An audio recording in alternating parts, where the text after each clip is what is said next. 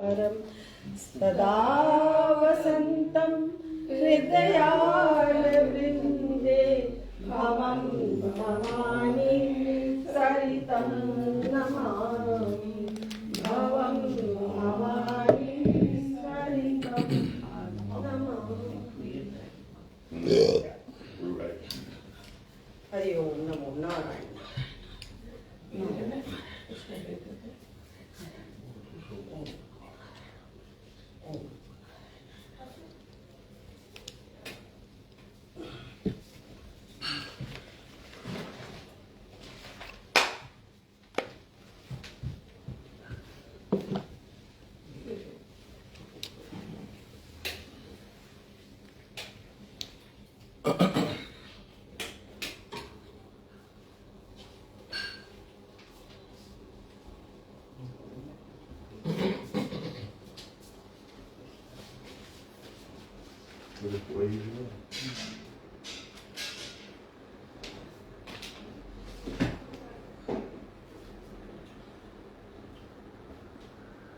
अभी है 5-10 minute, 5-7 minute.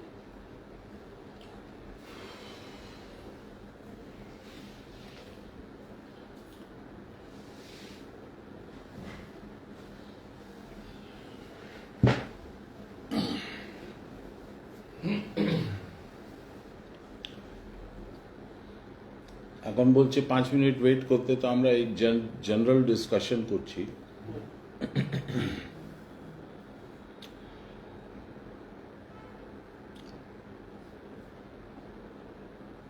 আমি বাংলাতেই বলছি। এই যে গীতার সৃষ্টি হলো, প্রথম ভগবান কৃষ্ণ বলেছেন যুদ্ধক্ষেত্রে, তারপর ওটাকে ইন্টারপ্রেট করেছেন লাহিড়ী মহাশয়, যে ভগবান কৃষ্ণ যেটা বলেছেন ওটা সমস্ত আমাদের যতটা শাস্ত্র আছে তার গুড় মর্মটা নিয়ে এক জায়গায় লাগালেন। এত শর্ট হয়ে গেল, চট করে বোঝা যায় না, ওর মর্ম তো বুঝতেই পারা যায় না। সেই জন্যে কৃপা করে গুরু পরম্পরা যেটা আছে আমাদের, ওটাকে এক্সপ্লেন করলো। এবার লাহিড়ী মহাশয় ভগবান থেকে তো কম নাই, তো উনি অতটা বলবেন না। কোথায় 1 লাইন, কোথায় 2 লাইন, কোথায় 4 লাইন, শেষ, বোঝাই গেল না। গীতা যখন লিখে দিলেন বেদব্যাস, তখন ওনার মনে একটু আশঙ্কা এলো, সবাই কি গীতা পাঠ করে বুঝতে পারবে? বেদব্যাস রামায়ণ লিখলো না? বেদব্যাস রামায়ণের সঙ্গে কোনো সম্পর্ক নেই। বেদব্যাস ছিল দ্বাপর যুগে, রামায়ণ ছিল ত্রেতা যুগে। মহাভারত লিখলেন, মহাভারত, হ্যাঁ মহাভারত কোনো ব্যাপার নেই, কোনো ব্যাপার নেই।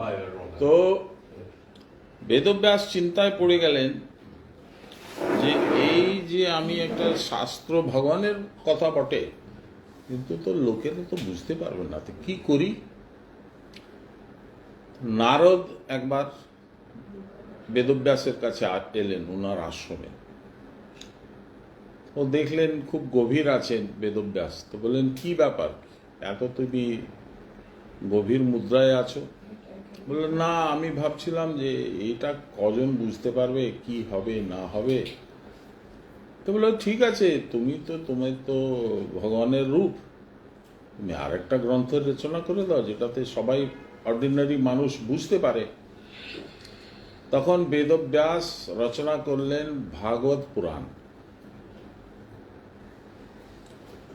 কি দাদা, ভাগবত পুরাণের যখন রচনা হলো, তখন উনি সন্তুষ্ট হলেন যে না, এটা একটা ভালো গ্রন্থ হয়েছে, লোকেরা বুঝতে পারবে। কেন? ওর মধ্যে কাহিনী আছে, ভজন আছে, স্তুতি আছে, গীতাতে ওগুলো কিছু নেই। তো আমাকে একবার কৃষ্ণাদীপ জিজ্ঞেস করলেন, भैया गीता में और भागवत पुराण में क्या सिमिलैरिटी देख रहे हैं आप दोनों में? हम बोले दीदी एक ही है, वो संक्षिप्त है और वो विस्तारित है, और कहानी के साथ है सचित्र है। যেমন এখানে কথা আছে শরীর তোমার নেই, তুমি শরীরকে নিয়ে ব্যস্ত থাকবে না, কেমন গীতাতে আছে, ভাগবত পুরাণেও আছে। আমার গুরুদেবের খুব ফেভারিট ছিল পুরঞ্জন উপাখ্যান, আপনার মনে থাকবে অনেকবার আমাদের দিয়ে পড়িয়েছেন, কখনো ওকে দিয়ে, কখনো আমাকে দিয়ে, কখনো আরো কাউকে দিয়ে। পুরঞ্জনের উপাখ্যান কি আছে, জীব নওদ্বারওয়ালা সিটিতে গেল, নগরে, ওখানে একটা সুন্দরীকে দেখলো, সে সুন্দরীটা হচ্ছে ওর বুদ্ধি, মোহিত হয়ে গেল। তার 5টে সেবক 5টা সেবিকা ছিল, 10 ইন্দ্রিয়, 5টে সাপ ওর রক্ষা করছিল, পঞ্চপ্রাণ। ও নিজের বন্ধুকে নিয়ে গেছিল সঙ্গে। জীব যখন শরীর ধারণ করে মায়ের গর্ভে, তখন ভগবান তার সঙ্গে থাকেন, কিন্তু তারপরেও ভুলে যায়। রাজা পুরঞ্জনটাও ভুলে গেল, ওই পার্কে বসেছিল, বন্ধুকে পার্কে ছেড়ে দিয়ে চলে গেল রানীর সঙ্গে, মহলে রইল, আনন্দ করলো। তারপর জরা নাম কি রাক্ষসী অ্যাটাক করলো, জরা মানে বুড়াপা, ওল্ড এজ, অ্যাটাক করেছে। কখন একটা দ্বার ভাঙলো, কখন একটা দ্বার ভাঙলো, কখন আর একটা দ্বার ভাঙলো, করে করে ক্ষতিগ্রস্ত হয়ে গেল সিটিটা, শরীর। তারপর ওর মৃত্যু হয়ে যায়, আবার জন্মায় যখন, তখন একটা স্ত্রী হয়ে জন্মালো। ওর বিয়ে হলো আর এক রাজার সঙ্গে, সে রাজা খুব তেজস্বী ছিল।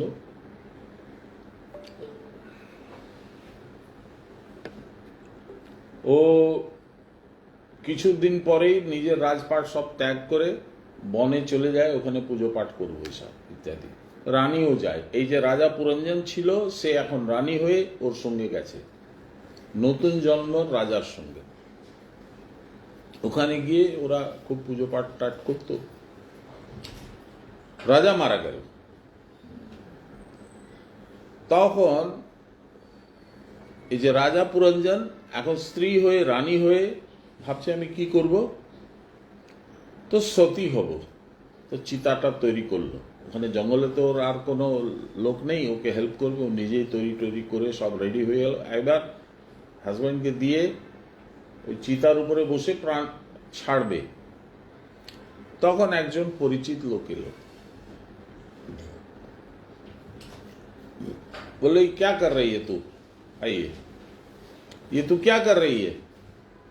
বলে আমার স্বামী নেই, আমার কোনো আধার নেই, আমি আর জীবন্ত থেকে কি করব, আমি সতী হয়ে যাই।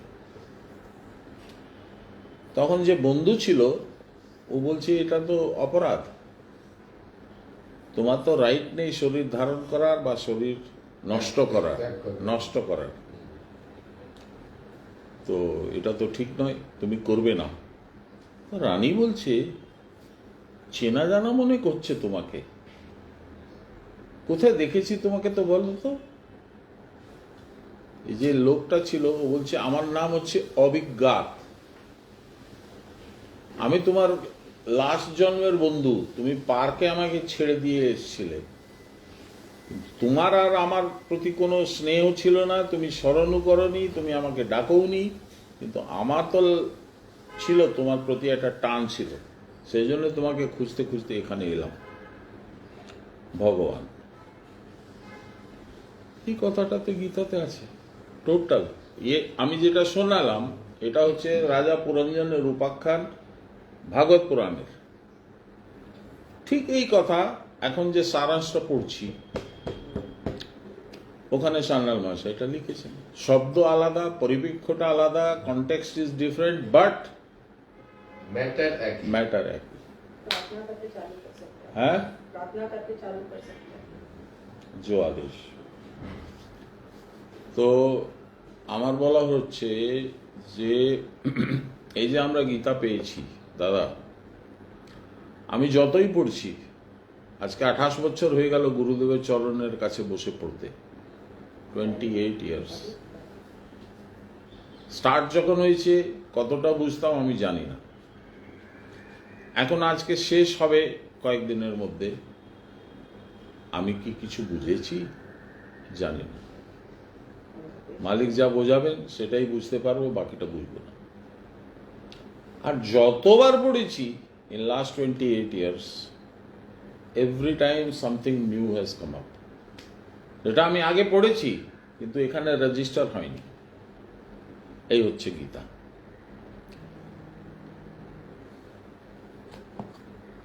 আমরা এটাকে বলি রূপক, বাংলাতে বলি রূপক, মানে এটার সঙ্গে এটা কম্পেয়ার করা যায়। হ্যাঁ হ্যাঁ, রূপক একদম। चलिए আমার বলার হচ্ছে যে আমরা কত যে মানে ধন্য যে এই ধরনের পংক্তি ভগবান লাহিড়ী বাবা, সান্যাল বাবা, তিওয়ারি বাবা হিন্দিতে অনুবাদ করলেন। আমার গুরুদেব জিতেন, কি বোঝনি বলো দেখি বাবা, এই শ্লোকে এই লাইনটা আছে কেন? ও আশিস, ও হিন্দি গীতা আনতো প্রথম খণ্ড। হ্যাঁ বাবা, নে পড়। উনাকে দেখতে হতো না, খুঁজতে হতো না কোন শ্লোক কোথায়, যেটা আমি বলে দিলাম সেই শ্লোকটা খুলে নে পড়। বুঝতে পেরেছো? হ্যাঁ বাবা। তবে রোজ একটা শ্লোক পড়লে ভালো হয়। দেখ,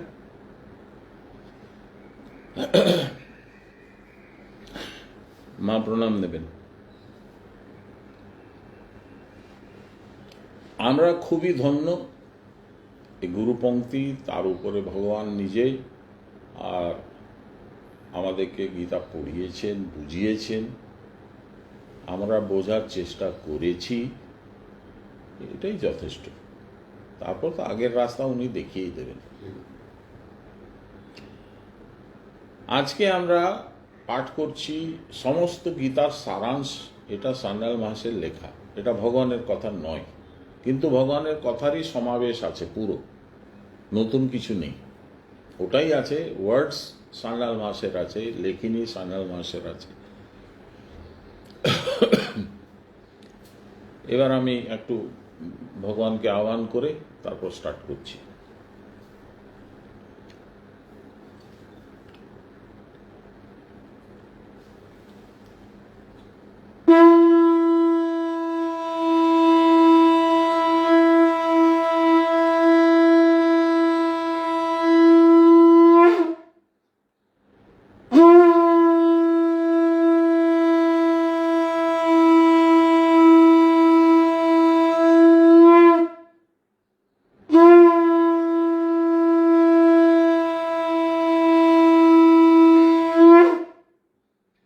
नमो अखण्डमण्डलाकारं व्याप्तं येन चराचरं तत्पदं दर्शितं येन तस्मै श्रीगुरवे नमः।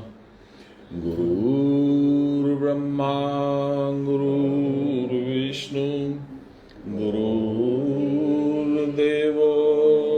महेश्वर, गुरुर्साक्षात् परब्रह्म तस्मै श्री गुरवे नमः।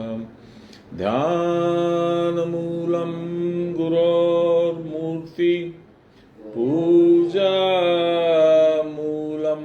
गुरोर्पदं, मन्त्रमूलं गुरोर्वाक्यं, मोक्षमूलं गुरोर्कृपां, ब्रह्मानन्दं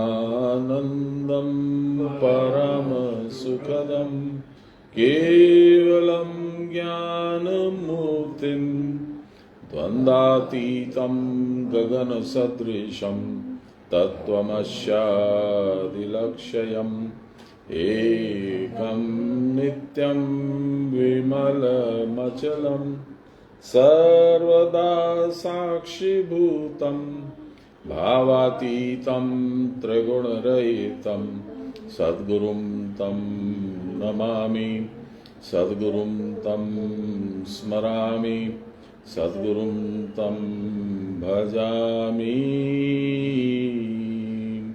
नमो ब्रह्मण्यदेवाय गोब्राह्मणहिताय च जगद्विताय श्रीकृष्णाय गोविन्दाय नमो नमः। मूकं करोति वाचालं पङ्गुं लङ्घयति गिरिं यत्कृपातमहं वन्दे परमानन्दमाधवम्। सर्वधर्मान् परित्यज्य मामेकं शरणं व्रज, अहं त्वां सर्वपापेभ्यो मोक्षयिष्यामि मा शुचः। अनन्याश्चिन्तयन्तो मां ये जना पर्युपासते, तेषां नित्याभियुक्तानां योगक्षेमं वहाम्यहम्। नमो श्री ब्रह्म विद्यां योग शास्त्रे नमः। श्री गुरु चरण कमलेभ्यो नमः। श्री कृष्णाय नमः।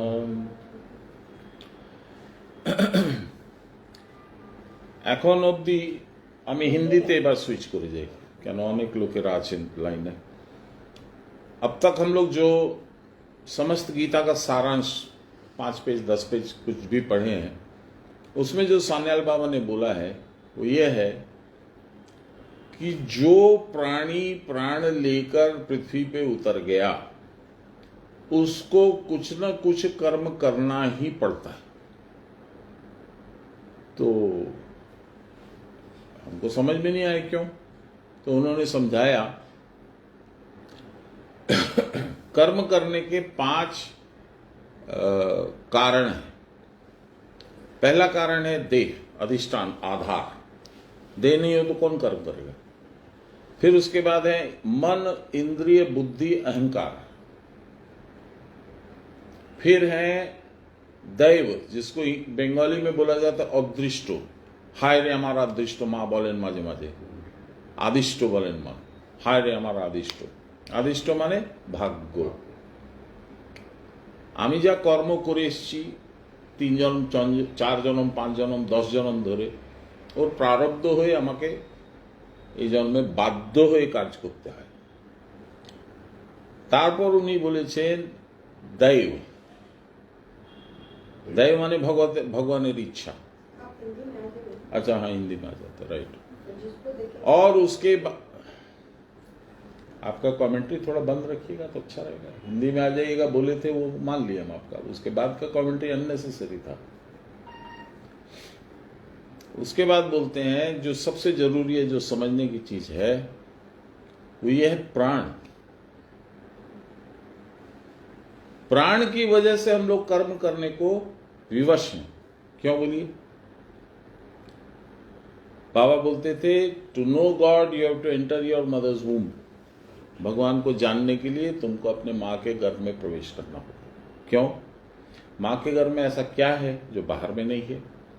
वहां है बहिर्श्वास का स्तंभन। बहिर्श्वास नहीं चलता वहां, एक सुषुम्ना से प्राण चलता है बस। उसी में बच्चा बड़ा भी होता है, बलिष्ठ भी होता है, बुद्धि भी होती है, उसके अंग प्रत्यंग फलते फूलते हैं और फिर 9 महीने बाद वो निकलता है।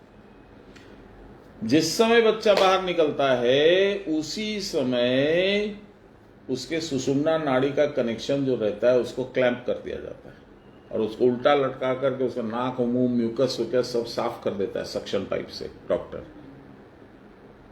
उसके बाद उसको हल्का हल्का थपकी दे करके बोलता है सांस ले। बच्चा चालू करता है। ये जो रोना चालू हुआ ये सारा जीवन चलता है। ये रोना कभी बंद नहीं होता। क्यों। क्योंकि अब आप रुद्र के कुपित हो गए। रुद्र नहीं चाहते थे आप जन्म में, आप जन्म ले लिए। रुद्र माने रुलाने वाला शिव, रुद्रावतार है इतना। एनीवे, तो क्या हुआ, आप जैसे बाहिर श्वास लिए आपका संसार जग गया। आपको पता लगा ये मेरा पापा है, ये मेरा मम्मी है, ये मेरा दादा है, ये दादी है, नाना है, नानी है, भाई है, बंधु है, ये है, वो है, संसार बन गया। संसार कैसे बनता है? संसार बनता है मैं और मेरा। जब मैं और मेरा हुआ तो संसार बन गया। सूरदास जी का बहुत सुंदर भजन है, रे मन मूरख जन्म गवायो, रे मन मूरख जन्म गवायो, कर अभिमान अहंकार, कर अभिमान विषयी सोराचो, विषय के द्वारा तुमने अपना संसार बना लिया। कर अभिमान अहंकार के द्वारा तुमने विषय गठन किया, विषय इकट्ठा किया, ये मेरा, ये मेरा, ये मेरा, ये मेरा और मेरा संसार। फंस गए उसी में तुम। कर अभिमान विषयी सोराचो, नाम शरण नहीं आयो, रे मन मूरख जन। तुमने भगवान का नाम कभी नहीं लिया, तुम इसका नाम लेते रहे सब समय, संसार का नाम लेते रहे। फिर बोलते हैं ये संसार फूल सेमर को, सेमर गाছের উপরে যখন ফুল ফুটায় बड़ो बड़ो लाल लाल, खूब देखने में बड़ा सुंदर लगता है। अब पूरी चिड़िया जब इकट्ठा हो जाती है, मैना कौआ ये वो सब इकट्ठा हो जाती है, उसको नोच नोच के खाती है, पता नहीं इसमें क्या मिलेगा। ये संसार फूल सेमर को सुंदर देख लुभायो, मन चला, अरे बहुत सुंदर है। चाखन लाग्यो रुई उड़ी गई, और भीतर तो रुई আছে কোনো গুদা ফুদা রস ফস কিছুই তো নেই। चाखन लाग्यो रुई उड़ी गई, हाथ कछु नहीं आयो, रे मन मूरख जन्म गवायो, रे मन मूरख जन्म गवायो। तो ये इस तरह से आदमी फंस जाता है संसार में। और क्यों फंसता है? उसकी इच्छा हो या ना हो, भगवान का नियम है, जैसा करोगे वैसा पाओगे, जैसा सोचोगे वैसा पाओगे। सोचने की क्या बात आ गई? सोचने की ये बात आ गई कि अंत समय में जैसा तुमने अपने दिमाग को अभ्यास जनित हैबिट बना दिया है, वैसा स्मरण होगा।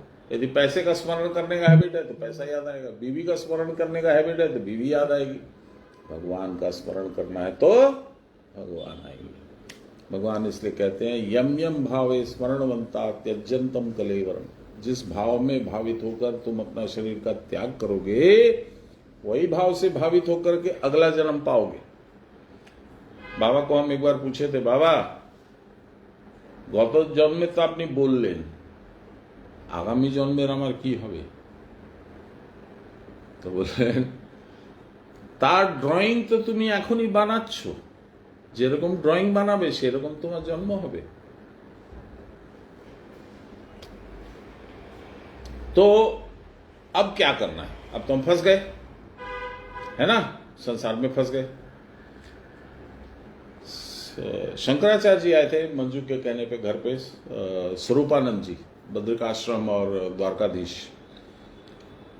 तो वो पूछा गया उनको कि महाराज मोक्ष का क्या प्रयोजन है, वाई वी नीड मोक्ष, हम तो अच्छे से हैं, घर भी है, द्वार भी है। वो खुद बोले तुमको मोक्ष की क्या जरूरत है, घर है, गाड़ी है, नौकर है, चाकर है, बिजली चल रही है, एसी चल रही है, फलाना है, ये है, सब कुछ तो है, मोक्ष क्यों चाहिए तुमको?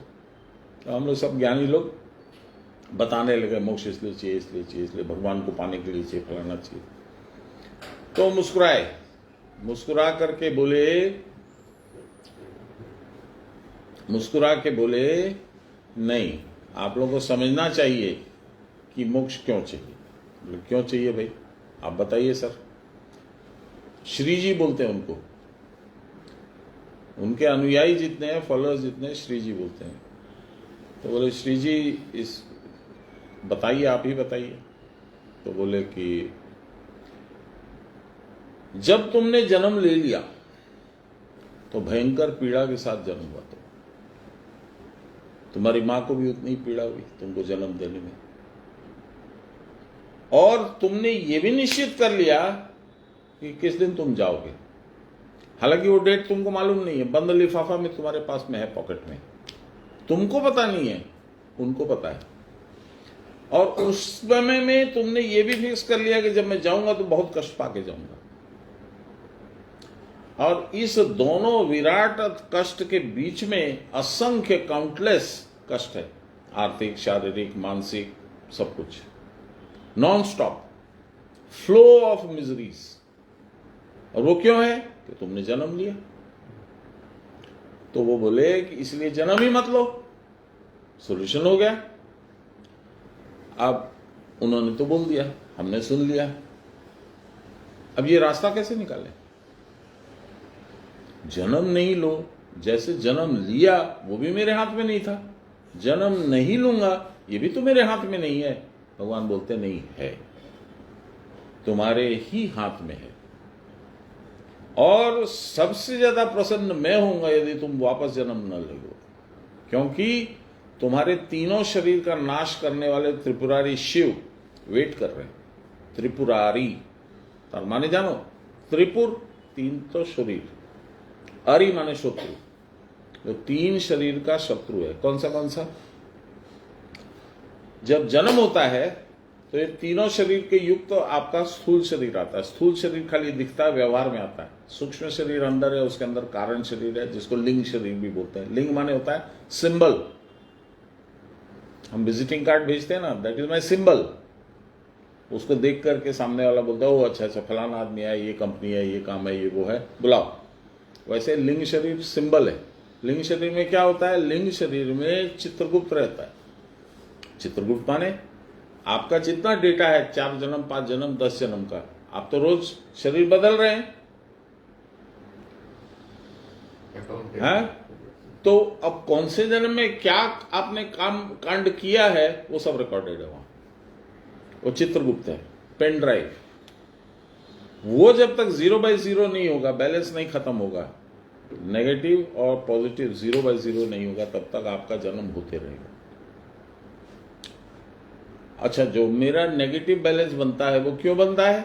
अभी हम लोगों ने देखा, कर्म से, सोच से, मनसा वाचा कर्मणा, 3 चीज से हम लोग कर्म करते हैं। मन में सोचा ये आदमी बहुत बदमाश है, इसको किसी दिन मजा चखाएंगे। मन से हिंसा कर लिए, उसको कुछ पता भी नहीं है, तो हमारी तो हिंसा हो गई, हमारा तो कर्म बन गया। वाचा, उसको बोल दिया अरे तुम बहुत बदमाश है, तुमको तो भगवान कुछ सबक सिखाएगा। मन से, मुंह से भी हो गया, वाणी से भी आपने कर्म कर लिया, और कर्म उसको 2 थप्पड़ मार ही दिया तो हो गया। तो मनसा वाचा कर्मणा 3 तरीके से आपका कर्म होता है। इसमें आप, बहुत सुंदर है, बहुत सारी बातें बहुत सारे संतों ने बोली है। सब यही बोलते हैं मीठी बात करो, मीठी बानी बोलिए, मन का पाखोए, औरों को शीतल करे, खुद भी शीतल होए। बोलने में बड़ा अच्छा लगता है, सुनने में भी अच्छा लगता है, होता नहीं है। कुछ हमारे मन के खिलाफ हो गया तो मन में बड़ा टेंशन आ जाता है, अरे कैसा आदमी है, बात ही नहीं समझता। तो आसान नहीं है। संत लोग तो बोल दिए, चले गए संत लोग तो अपना बोल बाल के चले गए, आपके लिए तो प्रॉब्लम खड़ा करती है। तो हम लोग जो अभी ये पढ़ रहे हैं समस्त गीता का सारांश, उसमें एक एक चैप्टर से हम लोग को परिचय करवा रहे हैं भगवान सान्याल महाशय। सबसे शुरू में तू कौन है, मैं यही नहीं जानता मैं हूं कौन, इसलिए मेरी किताब का नाम है हु एम आई। भगवान की इच्छा हुई, बुद्धि में ऐसा लगा कि बाबा ही बोल रहे हैं, तो ने वही लिखा, हु एम आई, हूं कौन मैं, कर क्या रहा हूं यहां। अरे भाई, हमको अमेरिका में फलाने के घर में हम उत्पन्न होते तो हम प्रेसिडेंट होते, प्राइम मिनिस्टर होते, ये होते वो होते, यहां पे हम क्या कर रहे हैं? तुम्हारे कंट्रोल में तो कुछ है नहीं। तुमने तो जो कर्म करना था कर लिया, that is locked in your pen drive.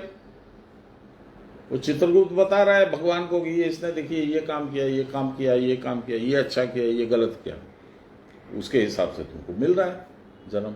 इसमें तुम्हारा कोई कंट्रोल नहीं है। भगवान भी कुछ नहीं करते। क्यों नहीं करते? क्योंकि उनका बनाया हुआ नियम है, उसको तोड़ते नहीं है वो। भगवान अपने नियम का अतिक्रम करते हुए एक ही बार हमको मालूम है, बाकी हो सकता अभी क्या होगा। मार्कंडेय ऋषि के टाइम में मार्कंडेय ऋषि अपने बाप का बहुत दुर्लभ संतान था, उनको बच्चे नहीं हो रहे थे, और दोनों माँ और बाप शिव भक्त थे। वो पूजा करते थे। शिव जी प्रकट हुए, प्रसन्न होकर के बोले क्या चाहिए? बोले बच्चा नहीं है, बच्चा चाहिए।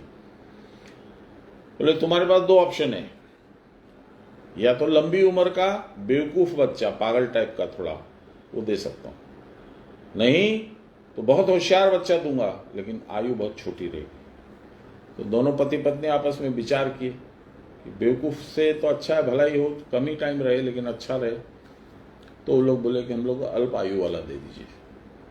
बोले ठीक है, तथास्तु। वो पैदा हो गए मार्कंडेय ऋषि, और शुरू से प्रकांड विद्वान, ज्ञानी। ये जो कौन सा मंत्र है हम लोग पढ़ते हैं ना, यजामहे सुगंधिम पुष्टिवर्धनम उर्वारुकमेव वंदनात्।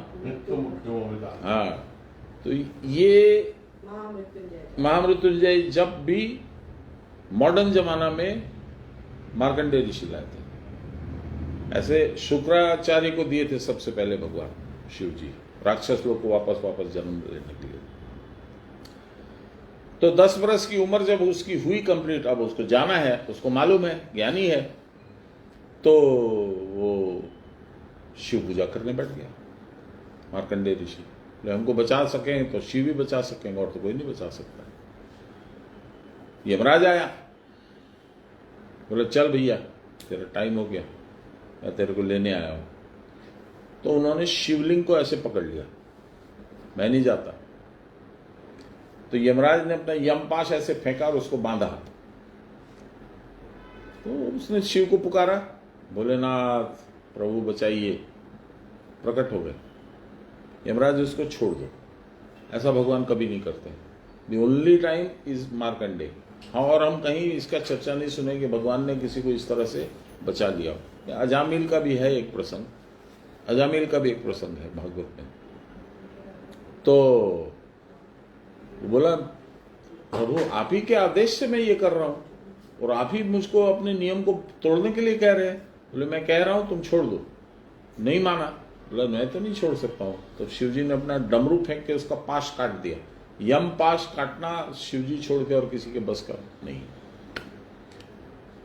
तब फिर यमराज ने पूछा शिवजी से कि महाराज ऐसे ही विशेष कृपा क्यों इस पे, इसमें क्या है ऐसा कि आप इसकी बचाने के लिए जान आप आ गए? ये तो आप ही का बनाया हुआ नियम है। बोले संसार के कल्याण के लिए बहुत सारी रचनाएं करेगा, इसका भी बहुत काम है यहाँ, अभी इसको जाना ठीक नहीं है। चंडी इन्हीं का लिखा हुआ, मार्कंडेय जी का। मार्कंडेय पुराण में चंडी इज ए पार्ट, जैसे Gita is a part of Mahabharata, ऐसे Chandi is a part of Markandeya Purana. बहुत सारी रचनाएं और की उसने।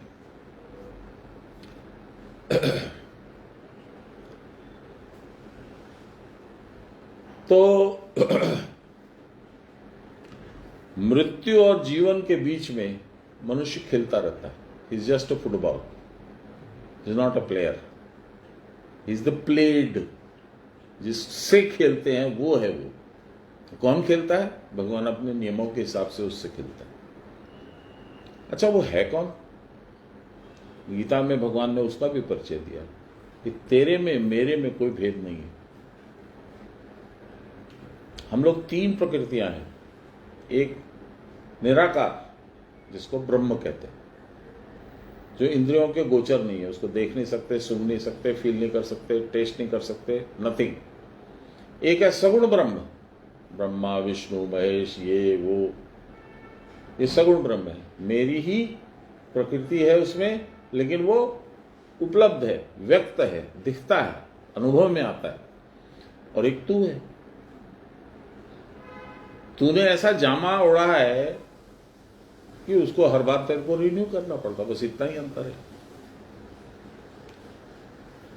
कपड़े में कुछ गंदा गिर गया या गंदा हो गया तो आप क्या करते हो, बदल देते हो? नहीं,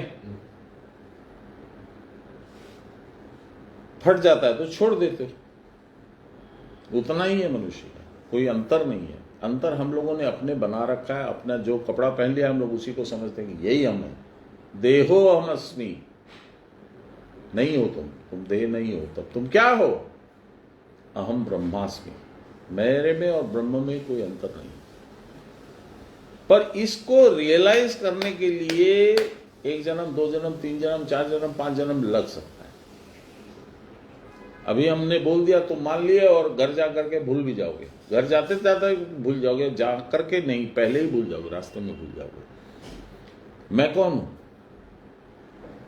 भगवान ने इसी का परिचय कराने के लिए अर्जुन ने सबसे पहले प्रश्न क्या किया?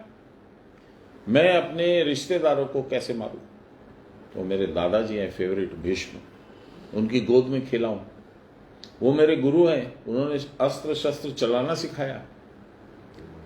ये मेरे भाई हैं, इनके साथ में खेला हूं, बड़ा हुआ हूं।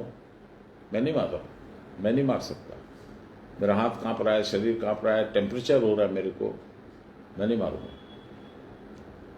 तो गीता का बीज जो है श्लोक, 2 अध्याय का 11वां श्लोक है, वो भगवान ने, मेरे गुरु महाराज ने 2003 में अपने शरीर छोड़ने के 3 साल के बाद में मेरी पत्नी को आके सपने में बताया। क्यों, क्या जरूरत पड़ गई? वो गुस्सा में थी, कैसे बाप है, लड़का इतना बड़ा हो गया, शादी नहीं कर रहे हैं, कोई चेष्टा भी नहीं कर रहे हैं।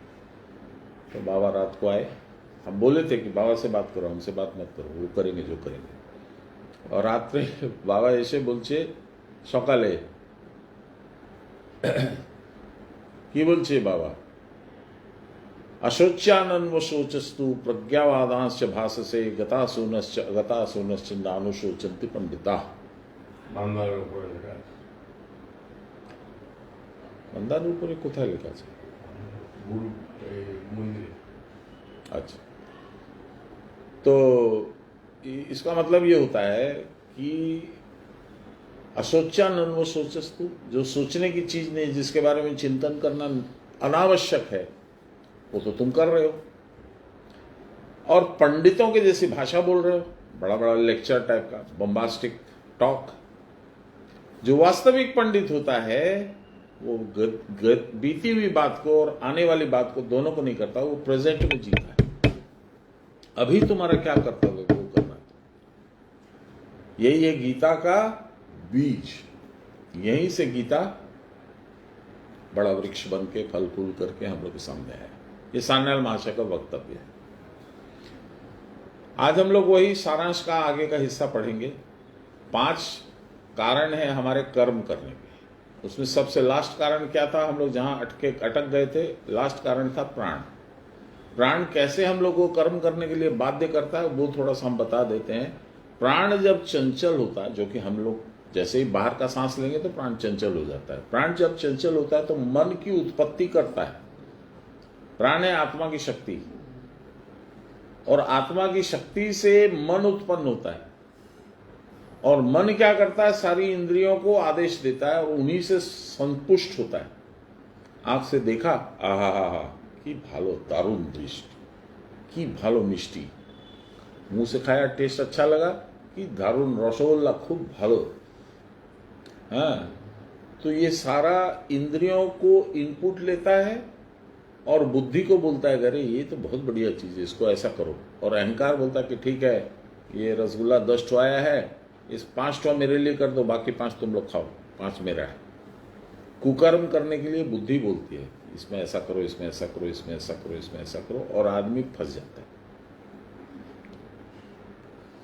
जैसे एक झूठ यदि तुम गलती से भी बोल गए तो उस झूठ को प्रमाणित करते रहना पड़ता है, 10 बार और बोलना पड़ता है झूठ। और सच में तो कुछ सोचने की जरूरत नहीं है, जो सच है वो सच है। उतना हिम्मत नहीं होता हम लोग। इसीलिए सत्य भामा भगवान की विभूति है, सत्य। The truth is a favourite accompanier, ये क्या नहीं, कंपनी भगवान की। भगवान सत्य को बगल में रखते हैं, अपनी पत्नी बना के, अपनी विभूति बना के, इसलिए सत्य भामा। तो अब प्रकृति के चक्कर में हम लोग पड़ गए। जहां की सांस चालू हुआ, चंडी में मार्कंडेय ऋषि बोलते हैं ये शुंभ और निशुंभ राक्षस राज, वो लोग क्या क्या जनरेट करते हैं, उनकी सेना में कौन कौन है? सबसे पहले है धूम्रलोचन, अहंकार। लगता है कि नहीं है, पता नहीं चल रहा है, लेकिन है। वो कैसे नष्ट होता है? देवी कैसे नष्ट करती है? दैवी हुंकार से। दैवी हुंकार क्या है? हमको बहुत सौष्ठव है, बहुत ताकत है, हम ऐसे कर देंगे वैसे कर देंगे, है। ये कहीं मेरा पैर टूट गया, हाथ टूट गया, बीमारी हो गई, अरे तुरंत उसका अहंकार खत्म हो जाता है। अरे बाबा भगवान बचाओ हमको। नहीं, भगवान गया तेल लेने पहले, जब हम खुद अच्छे हैं तो भगवान को कुछ हम नहीं मांगते। जैसे ही हुंकार आई एक ठो जिसमें हमारी कुछ ना कुछ अनिष्ट होने की संभावना बढ़ी, तुरंत हम लोग बाबा भगवान प्लीज हमको बचाइए। नहीं, तो सबसे पहला कौन हुआ? अहंकार। उसका नाश देवी के हुंकार से होता है, वो जल जाता है, खत्म हो जाता है। अच्छे आदमी आप देखो, किसी को भी देखो, जहां एक ठो आपद विपद आया उसका सारा अहंकार निकल जाता है, गुरूर निकल जाता है। फिर कौन आता है? चंड मुंड, कामना वासना। उसके बाद कौन आता है? इच्छा, रक्त बीज। रक्त बीज का दो कॉनोटेशन है। एक कॉनोटेशन है नॉर्मल इच्छा, एक कॉनोटेशन है वंश वृद्धि की इच्छा। इसीलिए रक्त एक बूंद गिरता है मूलाधार पे, यानी गर्भ में, तो वैसे का वैसा एक खड़ा होता है, बच्चा आ जाता है। ठीक है। उसके बाद में भगवान खुद उसको, देवी माँ उसको मारती है, शुंभ को, फिर निशुंभ को, फिर शुंभ को। ये इसका मतलब क्या है? इसका मतलब है क्रिया का है इसमें, हम बोल नहीं सकते हैं, लेकिन क्रिया का इसमें पूरा का पूरा संपुट क्रिया का है। क्या है कि वो देवी उसको उठाती है आकाश में, फिर उसको पटकती है धरती पे और उसका प्राण निकल जाता है। ये कुंभक एक तो वर्ड है उसका है। तो हम लोग अब इतना बैकग्राउंड समझ गए कि हम लोग कहाँ थे, कहाँ जा रहे हैं, और रास्ते में क्या क्या कठिनाई है। रास्ता बहुत लंबा है, बहुत टेढ़ा भी है, बहुत थकाने वाला भी है, उबाने वाला भी है। गीता में भगवान बोले हैं यत अग्रे विषमिव परिणामे अमृतोपम। शुरू में विष जैसा लगेगा, क्या है इसमें, क्या नहीं अच्छा लगेगा, छोड़ो। और संसार कैसा है? यद अग्रे अमृतोपम। शुरू में बड़ा अच्छा लगता है, अरे चल ना मजा करबो, तो अड्डा मारबो, चा खाबो। परिणाम में विषमिव, लास्ट में जहर बन जाता है। चलिए आज का हम लोग पाठ स्टार्ट करें।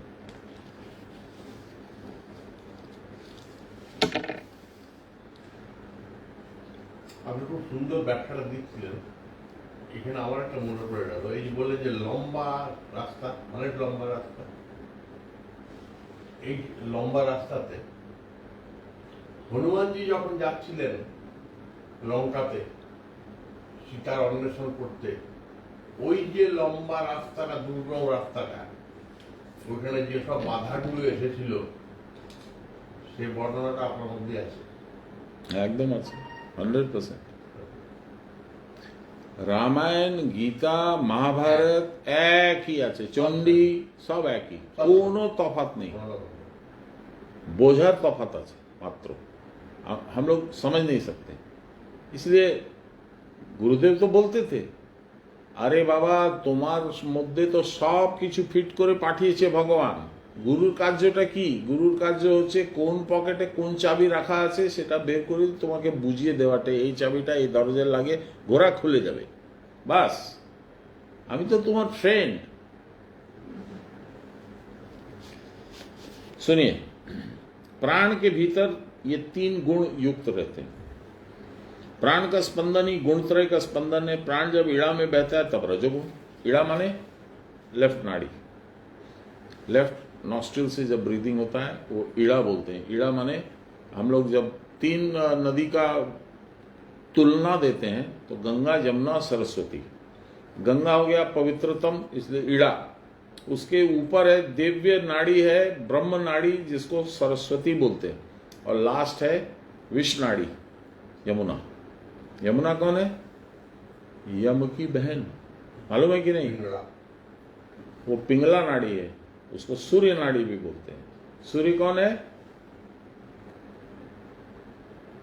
यम का और शनि का पिता। बहुत, एक के अंदर दूसरा, दूसरे के अंदर तीसरा, तीसरे के अंदर चौथा निकला गया। तो जब पिंगला में बहता है तब तमोगुण होता है, इसलिए वो एकदम भगवान से दूर ले जाता है। इसीलिए यम की बहन है वो, जहर है वो। और जब सुषुम्ना बहता है तो सत्व गुण प्रधान होता है। सुषुम्ना मध्य नाड़ी। जब प्राण ईड़ा, पिंगला और सुषुम्ना के परे होकर स्थिर हो जाता है, तीनों में बहना बंद हो जाता है, स्तंभित हो जाता है, रुक जाता है, तब ब्रह्म भाव होता है। वहां फिर गुणों का खेल नहीं होता। अतएव जन्म मरण सुख दुख आदि में अनुभव के विषय नहीं रहते। सुख दुख किसको होगा? सुख शरीर को होगा। अब जब तुम्हारा तीनों गुणों के परे चले गए तो प्रकृति तो खत्म हो गई, इसलिए शरीर का भान, उसका पता अभी नहीं है तुमको। जिस जगह पे तुम हो वहां शरीर है कि नहीं है पता नहीं है। कबीरदास जी उसको बोलते हैं, ये है मार्ग प्रेम का पूरन अगम अगाध, शीश कटे पलड़े रखे लागे प्रेम समाध। यही भगवान का सुदर्शन चक्र है। सुदर्शन, सुंदर जिसका दर्शन। जब उसका दर्शन भगवान का सुदर्शन चक्र का होता है, शरीर भूल जाता है, इसीलिए काटने के तुल्य हुआ वो। आत्मबोध खत्म, ब्रह्म माने शरीर बोध। आत्मबोध का मतलब आत्मा बोध तो अलग है और देह बोध अलग है। गुणों से छुटकारा पाने के लिए ईश्वर या शुद्ध सत्व भाव की शरण लो। बोल तो दिए, कैसे लें? जैसे समुद्र में तरंग होती है, वैसे ब्रह्मात्मा के भीतर प्राण लीला होती रहती है। प्राण के विविध कर्म में उनसे ही जीव बद्ध हो जाता है। इसलिए मुख्य आपको चंचल करना वाला, फंसाने वाला है प्राण। कंटक के द्वारा कंटक निकालने के समान जो प्राण कर्म के द्वारा प्राण को स्थिर कर सकता है, उसका ही कर्म बंधन छिन्न होता है तथा भव बंधन भी कट जाता है। कंटक से कंटक निकालना माने इसमें कांटा घुस गया कुछ छोटा, उसको कैसे निकालोगे? हाथ से निकलेगा नहीं, मुंह से निकलेगा नहीं, कैसे निकालोगे? दूसरा कांटा लेके। तो ये प्रकृति है, ये कांटा के रूप में तुम्हारे में फंसा हुआ है, तुम इसमें फंसे हुए हो। इससे कैसे निकलोगे? प्रकृति से प्रकृति को साइड करो। कैसे? यही है, साधन करके, क्रिया करके। अन्य वस्तु से मन के लक्ष्य को लौटाकर केवल क्रिया में मन को निबद्ध करो। अन्य वस्तु संसार। हम लोग क्या करते हैं? आंख से बाहर देखते हैं, कान से बाहर सुनते हैं, नाक से बाहर का स्मेल लेते हैं, जीभ से बाहर का टेस्ट लेते हैं। अरे समोसा उस दिन लाया था कौस्तभ, बहुत सुंदर था। अरे वो जो मिठाई उस दिन था वो तो और भी बढ़िया था। बाहर का चीज चाहिए, अंदर में जो मिठाई है वो हम लोग को पता भी नहीं चलता कहाँ है, कौन सा मिठाई है। जब मान लीजिए कोई अगर दीक्षा नहीं लिया हुआ हो, तब वो प्रकृति से उसको परे कैसे कर सकता है? बोला गया है हम लोग के शास्त्रों में, सान्याल महाशय भी बोले हैं। बोले जो साधन जान करके साधन करता है उसको 3 जन्म मैक्सिमम में मुक्ति हो जाएगी। जो साधन नहीं जानता है लेकिन भगवत भक्त है, उसको 7 जन्म 8 जन्म कुछ भी लग सकता है। मुक्ति तो सबको ही मिलेगी। ऐसा नहीं है कि हम साधन नहीं जानते तो मुक्ति हमको नहीं मिले। लेट होगा, रास्ता और लंबा हो जाएगा। भाई सीधी बात है, तुम प्लेन से जाओगी तो 5 घंटे में पहुंचोगी, ट्रेन से जाओगी तो वही रास्ता तुमको 18 घंटा लगेगा, और यदि साइकिल से गई तो 18 दिन लग सकता है, और पैदल गई तो 18 महीना लग सकता है। तो it depends on what route, what method you adopt. Kriya is the fastest to achieve moksha. लिखा है, हम पहले जो अपना पहला खंड है उसमें जो भूमिका दिखे हैं सांडल महाराज उसी में लिखे हैं।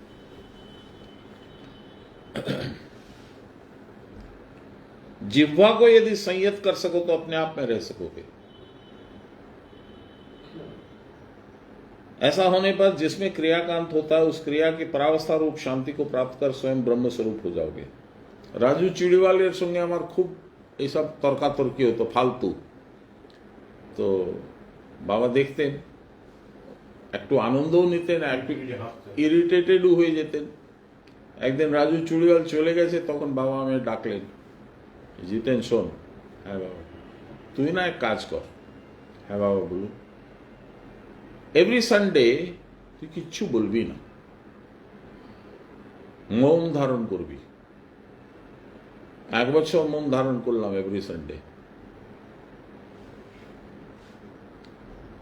क्या फायदा हुआ नहीं हुआ भगवान जानते हैं, पर उसके बाद से पत्नी से लड़ाई कम हो गई।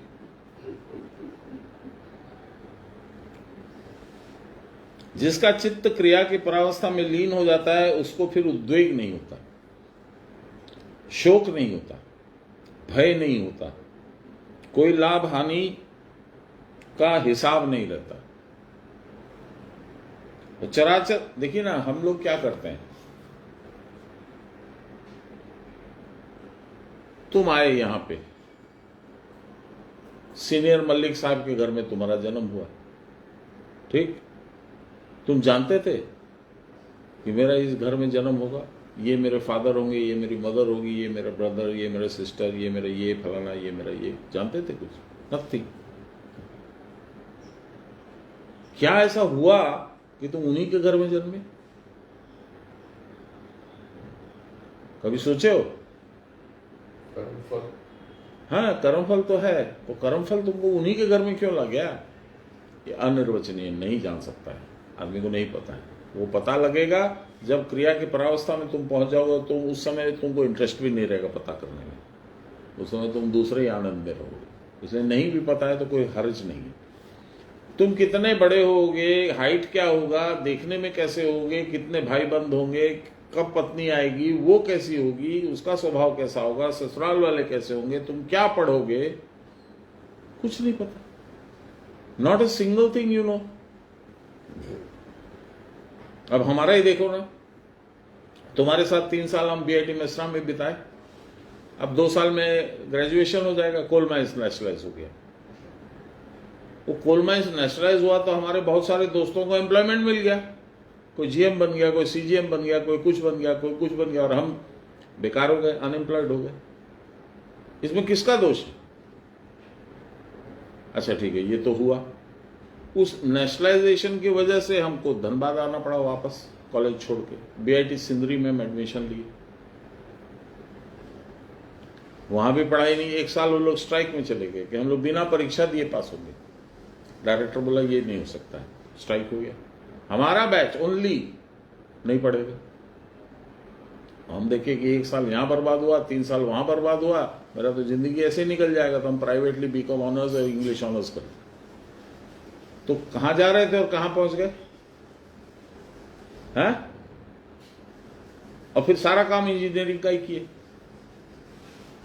बीकॉम किए, बीए किए, लेकिन काम सारा इंजीनियरिंग का किए। हेवी इंजीनियरिंग की फैक्ट्री लगाए, प्रोजेक्ट्स लगाए स्टील प्लांट के अंदर में। तो ये नियति जो है, इसको मालूम है कि वो क्या करा रही है, आपको हमको नहीं मालूम है। ये सारा भाग्य का खेला है, कर्म का खेला है।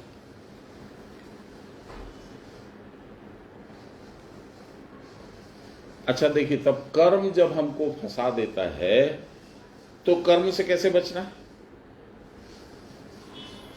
3 तरह का कर्म होता है, एक कर्म, एक अकर्म, एक विकर्म। गीता में लिखा है। कर्म क्या है? कर्म है स्वकर्म, जो तुम खुद करते हो, नेचुरली करते हो, उसमें कोई फलाकांक्षा नहीं है। तुमको मालूम ही नहीं है तुम सांस ले रहे हो, पर ले रहे हो नहीं। You are not conscious all the time you are breathing, but तुम एक मिनट भी नहीं रुक सकते बिना ब्रीदिंग के, है ना? तो स्वकर्म है, स्वाभाविक कर्म है। इसके साथ कोई फलाकांक्षा, कोई इच्छा, कोई कामना, कोई वासना नहीं जुड़ा हुआ है। इसी को एक्सटेंड करो। ये प्राण क्या है? प्राण है भगवत शक्ति। इसको सूत्र आत्मा भी बोलते हैं, ये हनुमान जी भी बोलते हैं, ये तुम्हारे अंदर में दौड़ते हैं। अब उनको यदि तुम केंद्र करके उनके ऊपर में ध्यान रखो तो हनुमान जी प्रसन्न होंगे नहीं होंगे? उसको बोलते हैं स्वकर्म स्वधर्म, दोनों बोलते हैं। तो ये यदि तुम कर सकते हो तो फिर धीरे धीरे मन की स्थिरता आएगी, प्राण की स्थिरता आएगी, मन लोप हो जाएगा। जो मन इतना तुमको इधर उधर उछालते रहता है, बदमाशी कराते रहता है, वो शांत हो जाएगा। धीरे धीरे तुम्हारा प्राण जब तुम्हारे कंट्रोल में आएगा तब कर्म होना बंद हो जाएगा। क्यों? क्योंकि कर्म का तीन डिफिनेशन है। कर्म एक हुआ, अभी बताया, बिना इच्छा के, यानी फलाकांक्षा रहित, विदाउट फलाकांक्षा, ये हुआ कर्म। फलाकांक्षा सहित, यहाँ ये हम करेंगे तो हमको ये फायदा होगा, ये फायदा होगा तो खूब मजा आएगा, नोट हम घर में तिजोरी में भरेंगे, ये मेरा इच्छा है, और उसमें जो काम करोगे वो बंधनकारी होता है, वो फंस देगा, तुमको फंसा देगा, बांध देगा। उसको बोलते हैं अकर्म। गीता 99% आदमी जो पढ़ता है वो बोलता है भगवान तो बोलते हैं कर्म करो, तो हम कर्म कर रहे थे, क्या है? हम ट्रेडिंग कर रहे हैं, बिजनेस कर रहे हैं, फैक्ट्री चला रहे हैं, हम कुछ भी कर रहे हैं, तो हमको तो करना ही पड़ेगा। तो भगवान भी बोले? भगवान नहीं बोले। भगवान क्या बोले वो हम लोग को समझने का बुद्धि ही नहीं है। और लास्ट है विकर्म। विकर्म क्या है? विगत हो गया जहां कर्म, अब तुमको कर्म करने की कोई जरूरत नहीं है। वो कब आएगा स्थिति? जब परावस्था में पहुंच जाओगे, समाधि की स्थिति में। तब क्या होगा? बाबा बोलते थे একটা নদী ক্রস করছো, নৌকো লাগবে, নদীটা ক্রস করে ও পাশে পৌঁছে গেছে, তুমি কি নৌকোটা কি তোমার পিঠে বয়ে নিয়ে আরো এগিয়ে যাবে? কি প্রয়োজন আছে? নৌকাটা ছেড়ে দাও ওখানে। ওই নৌকোটা হচ্ছে সাধন, ভগবত ভজন, উপলব্ধি। পৌঁছে গেলে, পেয়ে গেলে, এবার কর্ম করার প্রয়োজন নেই। तब हम लोग बोलते थे बाबा तब आप क्यों करते हैं? आप तो उस पार चले गए, नौका को तो आपकी कोई जरूरत नहीं है, आप क्यों करते हैं? बोले देखो बाबा, हम यदि तुमको बोलेंगे तुम साधन करो और तुम देखोगे कि हम सुबह से शाम तक मेवा खा रहे हैं, फल खा रहे हैं, आनंद कर रहे हैं, कुछ साधन वाधन नहीं कर रहे हैं, तो तुम्हारा तो इंटरेस्ट नहीं होगा, हमारी बात पे तुम विश्वास नहीं करोगे। तो एक उदाहरण देने के लिए अपने शिष्यों को साधन करते, और करते करते मेरी ऐसी अवस्था हो गई कि साधन किए बिना हम रह नहीं सकते, हमको उसके किए बिना अच्छा ही नहीं लगता है। तो हम लोग सब आशीर्वाद वगैरह सब जाते थे, हम लोग होशियार थे, सब अपना अपना माला उनके टेबल पे रख देते थे, तो बेचारे बैठ के सबको माला फेर देते थे। मैंने अच्छे तो सब 5-10 आदमी अपना अपना माला वहां रख देते थे, अपना अपना शिव रख देते थे। हाँ, सुनचे तो ईश्वर जैसे साधुओं के हृदय में रहते हैं, असाधुओं के हृदय में भी उसी प्रकार रहते हैं। रावण के हृदय में भी थे।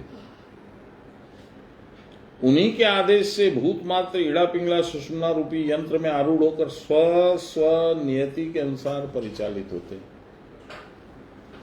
अपनी अपनी जिसकी जो इच्छा होती है उसके अनुसार। नमस्कार, आइए जी। साधु लोग क्रिया की दीक्षा पाकर गुरु उपदेश के अनुसार चलते चलते अपने प्राण को सुषुम्ना में और पश्चात सुषुम्ना के अतीत अवस्था में पहुंचाकर स्थिर हो जाते। संसार आसक्त असाधु, जो साधु नहीं है और संसार में फंसा हुआ है, is craving for the material world, ऐसे लोगों के प्राण ईड़ा और पिंगला का अतिक्रमण नहीं कर सकते। ये 2 नॉस्ट्रिल्स का जो ब्रेथ है, left and right, left is निवृत्ति, राइट इज प्रवृत्ति, इसको अतिक्रम माने क्रॉस नहीं कर सकते, उसी में फंस जाते हैं। अतएव अज्ञान और विषय में आसक्त हो जाने के कारण नवीन देह से संयुक्त होकर बारंबार जगत में आवागमन करते रहते हैं। इसको बहुत सुंदर सान्याल महाशय लिखे हैं।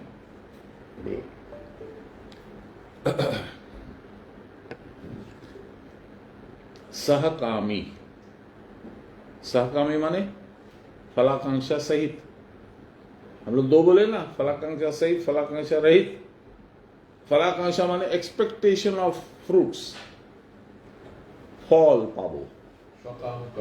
হ্যাঁ, তো সহকামী সুমিরণ করে পাবে ऊंचा धाम। निहकामी, যার কোনো ইচ্ছা নেই, सुमिरन करे पावे अविचल राम, तो भगवान के ही पाए। निहकामी सुमिरन करे, निहकामी सुमिरन करे फिर आवे जाए ना, सहकामी सुमिरन करे फिर आवे जाए, निहकामी सुमिरन करे आवागमन नशाय, ও নষ্ট হয়ে যায়, আর ফিরে আসতে হয় না, ভগবানের কাছে ঘরে থেকে যায়।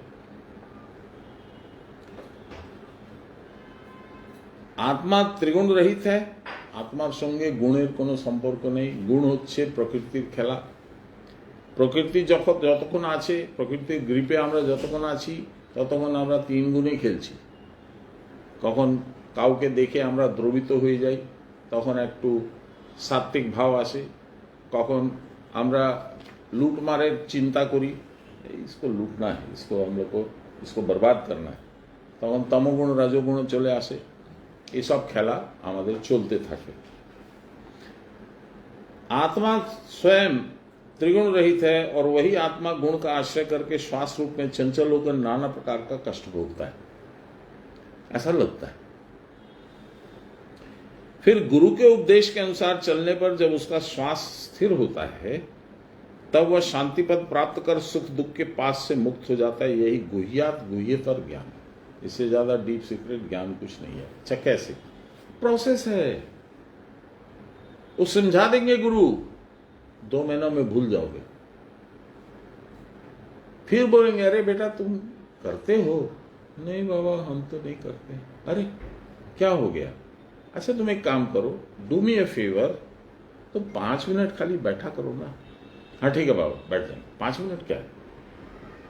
नहीं बैठता। फिर 1 साल के बाद गुरुजी मिलते हैं, बेटा क्या हुआ, कुछ करते हो? नहीं बाबा कहाँ हुआ तो नहीं। तो कैसे करें बोलो? तुम एक काम करो मेरे पास आओ।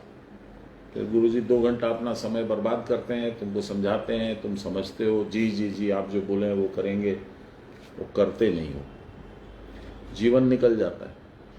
हमारे 2-3 गुरु भाई ऐसे हैं, उम्र हो गई थी, हेल्थ बहुत अच्छा नहीं था, और साधन उन लोग को मिल गया, भाग्य था, नहीं किए। अभी भी कुछ गुरु भाई लोग हैं नहीं करते, उनके जो लिखा है वो होगा, कोई क्या कर सकता है, गुरु भी क्या करेगा, करना तो तुम्ही को होगा भाई।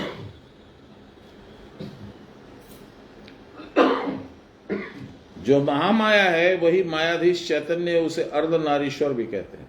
अर्धनारीश्वर मतलब क्या होता है? अर्ध नारी और अर्ध ईश्वर, यानी पुरुष और नारी एक। बाबा एक भजन लिखे थे, हम 1-2 बार सुनाए हैं। আমার রাধা শ্যাম একা শোনে সেজেছে ভালো, শুনেছো? একবার শুনিয়েছিলাম।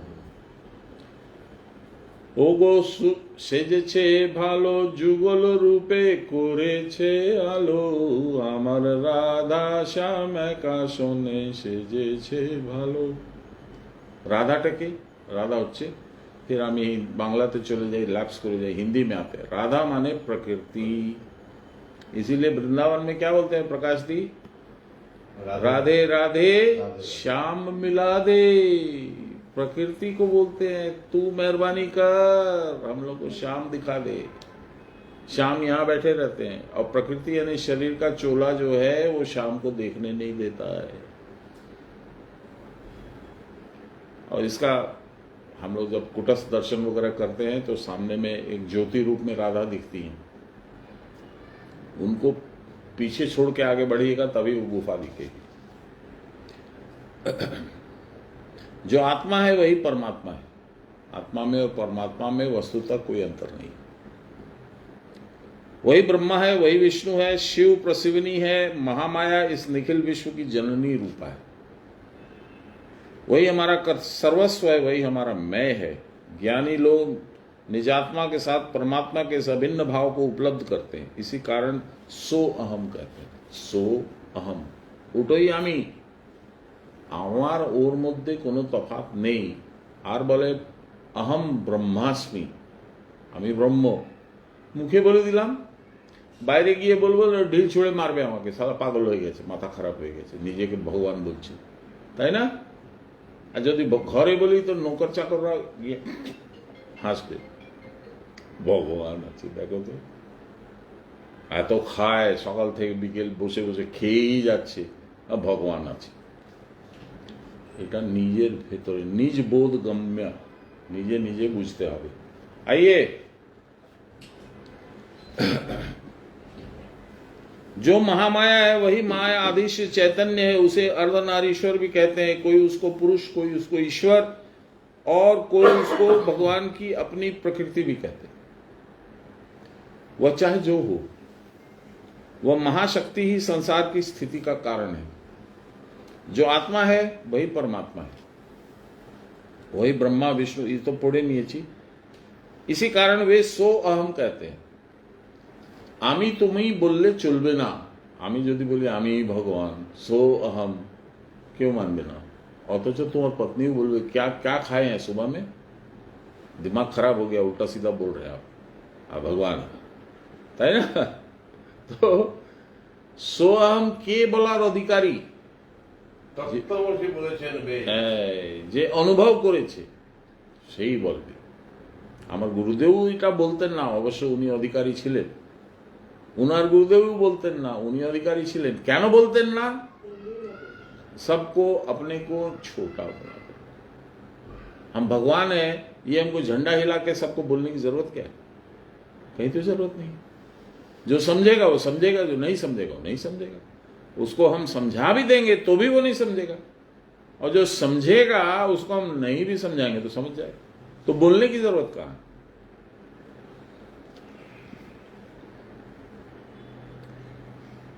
स्थूल, सूक्ष्म और कारण शरीर और इसके अतीत परब्रह्म ओंकार पदवाच्य है। शरीर ही ओंकार है, ओंकार ही आनंद रूप में, पश्चात महाशून्य रूप में और अंत में नित्य ज्ञान स्वरूप में प्रतिष्ठित है। हम लोग एक श्लोक गाते हैं भगवान की स्तुति में, जो अभी भी गाया हम लोग, ध्यान दिए कि नहीं दिए। ब्रह्मानंदम परम सुखदम केवलम ज्ञानमूर्तिम, भगवान का विग्रह नहीं है कुछ। रामचंद्र जी की मार्बल की प्रतिमा है, सोने की प्रतिमा है, चांदी की प्रतिमा है, चंदन की प्रतिमा है, नहीं है। केवलम ज्ञान मूर्ति, it is, he is only here and he is available to you only as an experience. तुम्हारी बुद्धि बोलबे भगवान आज आप आ गए, अच्छा लगा।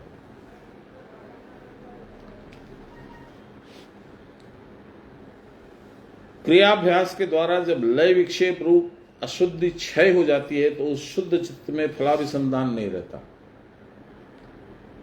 तब अपने मैं के साथ परिचय होता है। तुम्हारा मैं कौन है? बोलो इतना तो हम बोल दिए, 1 घंटा से बोल रहे हैं, तुमको क्या समझ में है? तुम्हारा मैं है कौन? ये शरीर, शरीर है क्या तुम? ध्यान नहीं दे रहा तुम अपना पत्नी का चिंता कर रहा है कि शाम को जाएगा तो हम क्या ले जाएगा, कुछ मिठाई उठाई ले जाएंगे। এই ভালো লোক জানে সব। তোমারে मैं से, এটা তো তুমি শুনেছো, আমি বলেছি, গুরুদেব আমাকে বলেছেন, গীতাতে লেখা আছে, আমি বলে দিলাম। আমি আমার শরীর নয়, আমি আত্মা। খুব wonderful, sound so nice, so wise. How do I know that? Where is the proof? एक बार हम बाबा को बोले थे, बाबा हम भगवान में तो विश्वास करते हैं, ऐसा नहीं है, लेकिन हम थोड़ा कंप्यूटर लैंग्वेज सब जान गए हैं, कंप्यूटर का प्रोग्रामिंग भी करते हैं, तो हमको थोड़ा लॉजिक बेस्ड आर्ग्यूमेंट अच्छा लगता है, तो हमको लॉजिकली आप समझाइए कि भगवान कहाँ है। तो बाबा क्या बोले? बाबा तुम्हें जानो, हमें बांग्ला का ही बोलते হবে, हिंदी में नहीं बोल पाएंगे, ये बहुत सुंदर बात है। তুমি এখন বুদ্ধির সীমানায় আছো, you are in the boundary of buddhi. এই সীমাটা যেখানে শেষ হবে সেখানে ভক্তির সীমা স্টার্ট হবে। ওর যে পরাকাশটা আছে ওই পাশে, যেখানে ভক্তির সীমাটা একদম চরম অবস্থায় পৌঁছে যায়, সেইখানে ভগবান দাঁড়িয়ে আছে। তুমি বুদ্ধি দিয়ে কি করে বুঝবে? বুদ্ধি মানে লজিক, লজিক মানে বুদ্ধি। বুঝতে পারবে না বাবা, লম্বা রাস্তা আছে। আরম্ভ করো, চলতে আরম্ভ করো। ভগবানকে যদি জানতে চাও, এই লম্বা রাস্তাটা তয় করতেই হবে, ফাইনাল করতেই হবে। এখানে সেটাই বলছেন। तब अपने मैं के साथ मेरा परिचय होता है, उस मिथ्या अहंकृत अहंकार दिए मैं यानी शरीर सदा के लिए परम मैं आत्मा के भीतर आत्मगोपन करता है, उसके अंदर समा जाता है। उस समय माया नहीं रहती, अतएव माया में प्रतिबिंब नहीं पड़ता। इस प्रकार जीव भाव सदा के लिए अंतर्हित हो जाता है। इसी को बोलते हैं जीव उन्मुक्त। जन्म जन्मांतर के कर्मों के अनुसार जीव आसुरी संपद अथवा दैवी संपद का अधिकार लेकर जन्म ग्रहण करता है। এটা হচ্ছে चैप्टर 16 देवसुद संपद विभाग योग गीता। ये लिखे ही दिए। गीता के 16वें अध्याय के 5वें श्लोक की व्याख्या से ये भली भांति समझ में आ जाएगा। जो लोग आसुरी संपद से युक्त हैं वे सत्व ज्ञान के अधिकारी नहीं है। There are 29 symbols of दैवी संपत्ति। I can list them or I can read it, but it's not important. 29 different goalposts, milestones to reach दैवी संपत्ति। What is दैवी संपत्ति? दैवी संपत्ति is that संपत्ति जो कि तुमको बांधती नहीं है संसार के साथ, पुनर्जन्म नहीं करवाती, वो दैवी संपत्ति। জীব শিব একই নাইকো ভেদ, অজ্ঞান আবৃত তাই মনে হয় বিভেদ। সেটা তো এতক্ষণ বলেই আসছি। এটাই বলছি, এটাই বলছি। तो ये दैवी संपत्ति क्या है? जैसे सत्य, अहिंसा, ये सब चीज है, 29 डिफरेंट फीचर्स। और आसुरी संपत्ति में क्या है? 8 या 10 है। अभिमान, अहंकार, लोलुपता, इस तरह से उसमें 8 या 10 फीचर्स है। अच्छा अब देखो, तुम मजा देखो। जन्मते हो, क्या लेके आते हो?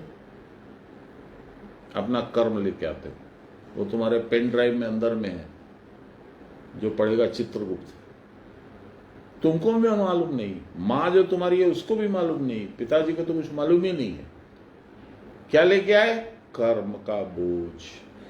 हाथ में मुक्ता मानिक कुछ है नहीं। जिंदगी भर क्या किए? लड़के झगड़ के, चीटिंग करके, छीना झपटी करके बहुत सारा इकट्ठा किए, पहाड़ जला दिए। अंत समय आया तो क्या गया तुम्हारे साथ? तुम्हारा जो कफन है वो भी नहीं जाएगा। जाएगा? कभी जाएगा, plus minus.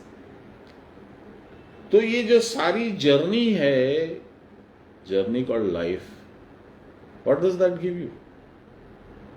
It gives you a missed opportunity which you have been missing for so long. What is that missed opportunity? The ability to find yourself, your real self. That opportunity you had but you missed. क्या? तुमको तो खोजना पड़ेगा ना कि भाई मैं यहां आया हूं तो क्या कर रहा हूं। ये इसको चीटिंग करके, उसको चीटिंग करके, उसको छीन झपट करके, इनकम टैक्स से चोरी करके, सेल्स टैक्स से चोरी करके, कानून तोड़ करके हम जो कमा रहे हैं उससे हमको क्या लाभ होगा?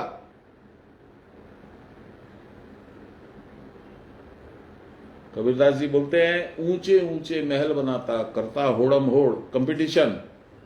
তুমি বড় না আমি বড়, আমি তোমার চেয়ে অনেক বড়, আমার বাড়িটা দেখো 10,000 স্কয়ার ফুটের ফ্ল্যাট আছে বাবা, কোথায় আছো তুমি?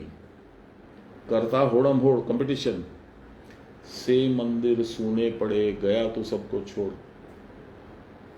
जब रास्ता से निकलते हो अपने घर से अंतिम यात्रा में, तो पत्नी भी दरवाजा पे रुक जाती है। हम लोग मारवाड़ी लोग में तो रुक जाती है, बंगाली लोग में तो शायद घाट तक जाते हैं ना, नहीं जाते हैं। अच्छा, तो पत्नी भी छोड़ गई, शरीर तो पहले ही छोड़ गया, मट्टी हो गया।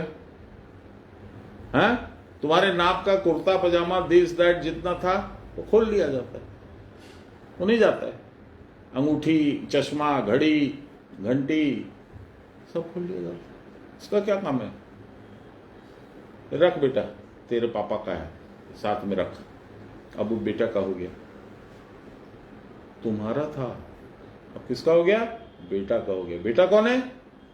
Nothing to you. वो भी अपना कर्म का खेल पूरा करने के लिए तुम्हारे साथ जुड़ा है। कभी वो तुमको सुख भी देगा, लेकिन कभी तुमको दुख भी देगा। वो भी तुम्हारा भोग है और उसका भी भोग है। जब तुम उसको डांटोगे तो उसको दुख होगा। कैसा बाप है, उनको बेमतलब का डांटते रहता है, टाइट करते रहता है। नहीं, और क्या है, बेटे का बेटा, बेटे का बेटा, उसकी बेटी, उसका ये, हम लोग फंस जाते हैं। नहीं, क्या मिलेगा उससे? जब वो थर्ड बच्चा, पोता बोलो, दुईता बोलो, नाती बोलो, जैसे बड़ा होगा, उसका अपना लाइफ है, अपना सोच है, अपना कर्म है, अपना स्वभाव है। जब वो छोटा है तब उसको कंपनी चाहिए, प्रोटेक्शन चाहिए, तुम्हारे पास बैठेगा। जैसे जैसे बड़ा होने लगे वो देखेगा कि ये तो दादू तो फालतू बात करता है, खाली भगवान का इसका उसका बात करता है। अच्छा, हम आते हैं दादू, हमको थोड़ा वो दीदी के साथ कॉफी पीने जाना है, फलाना के साथ यहाँ जाना है, उसके यहाँ जाना है, उसके वहाँ। वाह, दादू वेट कर रहा है, 10:30 बज गया, 11 बज गया, फोन करेगा, क्या हुआ बेटा? हाँ दादू, बस 5 मिनट में। 5 मिनट चला गया, 20 मिनट चला गया, आधा घंटा चला गया। क्या हुआ बेटा? बस आ रहे थे, रास्ता में वो थोड़ा दूसरा दोस्त मिल गया था, बस हम पहुंच रहे हैं। आप सो जाइए, आप सो जाइए, हम आ जाएंगे, हम अपने आप आ जाएंगे। किसमें मोह करते हो? है तुम्हारा? न तुम्हारा पोता है, न तुम्हारी पोती है, न तुम्हारा बेटा है, न तुम्हारी वाइफ है। तुम्हारा शरीर अपना नहीं है तो दूसरा कौन होगा भाई?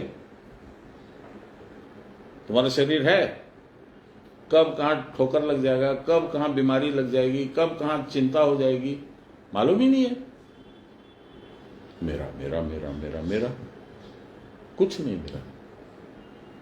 काया नहीं तेरी, नहीं तेरी, मत कर मेरी मेरी रे। काया नहीं तेरी, नहीं तेरी, ये तो 2 दिन की जिंदगानी, जैसा पत्थर ऊपर पानी, ये तो होएगी कुर्बानी। काया नहीं तेरी, नहीं तेरी। और उसके पीछे हम लोग सारा जिंदगी निकाल देते हैं। नहीं, कबीरदास जी का एक और भजन सुनाते हैं, अच्छा है, फिट इन द सिचुएशन है। जाओ नुगुरी काया, नुगुरी माने जिसका गुरु नहीं है। जिसके पास गुरु है वो तो ठीक रास्ता पकड़ा देगा। गुरु वो अपना जीवन खपा देता है अपने शिष्यों का कल्याण के लिए। गुरु का तो यही काम है। वो अपनी फैमिली नहीं देखेगा, अपना स्वास्थ्य नहीं देखेगा, अपनी पत्नी नहीं देखेगा, अपनी संपत्ति नहीं देखेगा, शिष्य को देखेगा। और शिष्य सक्सेसफुल होता है तो गुरु को सबसे ज्यादा प्रसन्नता होती है। तो क्या बोलते हैं? जाओ नुगुरी काया थारो, काई गुण गावा, काई जस गावा। जिसके पास गुरु नहीं है वो तो संसारी हो गया। वो तो नुगुरा जो बोलते हैं ना हम लोग बंगाली में, नुगुरा माने यही होता है जिसके पास गुरु नहीं है। Is directionless, dirty, avoidable. जाओ नुगुरी काया थारो, काई गुण गावा, काई जस गावा। महल बनाया हंसा रहबा निपाया, रे हारे। धनबाद में हमारा 12,000-13,000 स्क्वायर फुट का बंगला है। कौन रह रहा है वहाँ? मेरा एक ठो नौकर, एक ठो मेरी आया, 2 ठो मेरा माली और एक ठो सिक्योरिटी गार्ड, एक ठो कुक। महल बनाया हंसा रेबा निपाया रे रे, गादी गलीचा धर्या रे महल में अरे कहाँ रे। गद्दी गलीचा, ऐश्वर्य का, सुख का, कंफर्ट का सब सामान हमने भर दिया। वो स्प्लिट एसी लगाओ यहाँ पे, वहाँ ये लगाओ, यहाँ टीवी लगाओ, यहाँ ये ऐसा करो, यहाँ ऐसा करो। गादी गलीचा भर्या रे महल में अरे हाँ रे, एक दिन जलेगा काया लकड़ी का संग में अरे हाँ रे। तुम तो वहीं पे जाके जलोगे, गद्दा गलीचा में तो जलोगे नहीं। वो कंफर्ट तो तुमको छोड़ना पड़ेगा। এই গানটা আমি রবিদাকে শুনিয়েছিলাম, চোখে জল এসে গেল, খুব অবস্থা খারাপ ছিল। আমরা হার্ড গানা হ্যাঁ, तुम सुन पाएगा तो हम सुनाए, বলে হ্যাঁ শোনাও না। চোখে জল এলো। আমার খুব ক্লোজ বন্ধু ছিল। এই বাত, এই রিয়েলাইজেশন কেউ মনে রাখতে পারে না। কেন? চণ্ডীতে মেধা ঋষি राजा सूरत के और समाधि वैश्य के बोले चे एटाई। राजा सूरत के और समाधि वैश्य को मेधा ऋषि क्या समझाए? मेधा ऋषि माने पराबुद्धि, তোমার নিজের মধ্যে আছে, রাজাও সমাধি বৈশ্য সব আছে। কি বললেন? উনি বললেন ज्ञानी नाम अपि चेतांसी देवी भगवती ही सा, बलादाकृष्य मुहाय महामाया प्रयच्छति। জ্ঞানীদের চিত্তটাকেও মহামায়া টেনে বলপূর্বক গর্ততে ফেলে দেন, মোহ গর্ততে। তো তোমরা তো সাধারণ লোক আছো, পশু पक्षी, फिर हिंदी में बोलते हैं पशु पक्षी भी इसमें है। अपने बच्चे के ऊपर में यदि सिंह ने, बाघ ने अटैक किया तो उस माया माँ घूम करके आकर के अटैक करेगी, बाघ से लड़ जाएगी, बच्चे को छुड़ा देगी, खुद मर जाएगी। मोह है तभी ना। अब दूसरे का बच्चा यदि बाघ खा रहा है तो वो नहीं रुकेगी, वो चल देगी। ज्ञानी नाम अपि चेतांसी, ज्ञानियों के चित्त को भी महामाया प्रयच्छति, बलादा कृष्य प्रयच्छति। बलादा बलपूर्वक, कृष्य माने टांग के, खींच करके मोह माया में गड्ढे में डाल देती है। ये मेरा, ये मेरा, ये मेरा, ये मेरा, हम पैसा कमाएंगे, हम रोज करेंगे, हम ऐसा करेंगे, वैसा। कुछ नहीं है, टाइम निकल जाता है। सोच, हम बाबा को बोले थे জাইরোকপ্টার তৈরি করবো বাবা। ওটা কি হয় বাবা? আমরা বাবা, ও পেছনে একটা ইঞ্জিন থাকবে, ও হাওয়াটা ঠেলবে পেছনে, উপরে একটা ফ্রি রোটেটিং রোটার থাকবে, ওটা লিফট করবে। আচ্ছা, কিরকম করবে? ও তো জানেন কিছু করবে টরবে না, সালা মনের কল্পনাতে ফেসে আছে বেটা। হ্যাঁ ভালো, মানুষের কল্পনা ওকে ছাড়েই না। जो महामाया है वही मायाधीश चैतन्य है।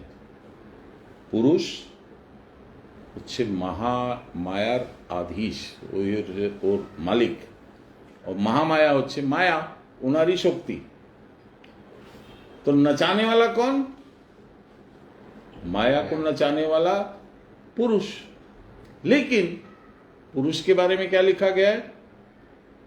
एकम नित्यम विमलमचलम सर्वदा साक्षीभूतम भावातीतम त्रिगुण रहितम सद्गुरुम तम नमामि। एकम नित्यम विमलमचलम सर्वदा साक्षीभूतम, শুধু দেখে। তাহলে নাচাটা কে? Who is the director of the dance?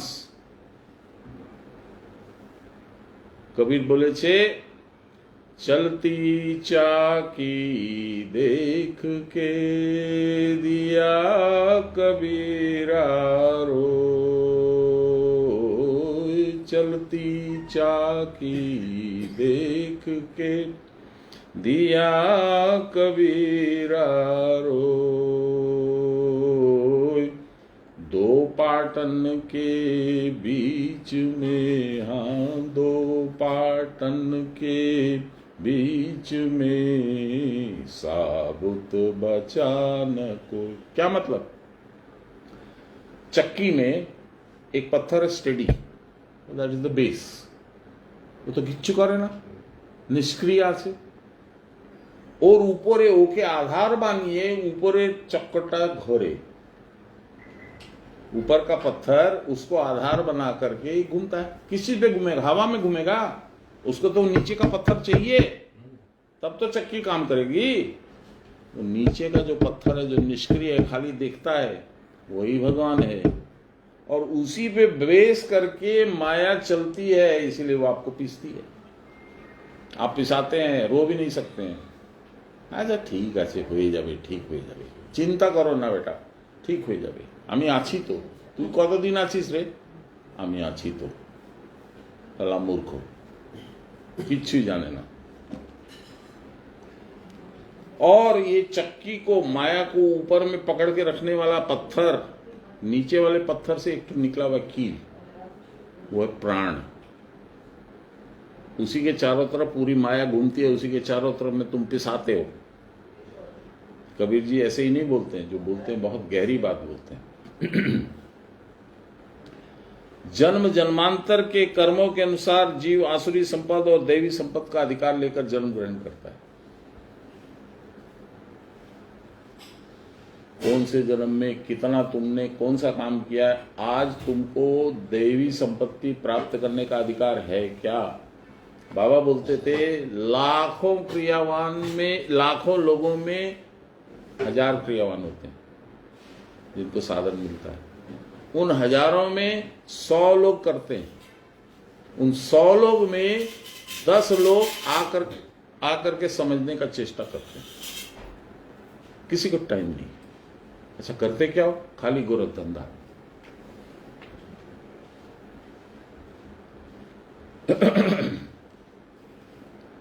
इसी से भगवान ने उनको आश्वासन देकर कहा है कि तुम भय को प्राप्त मत हो।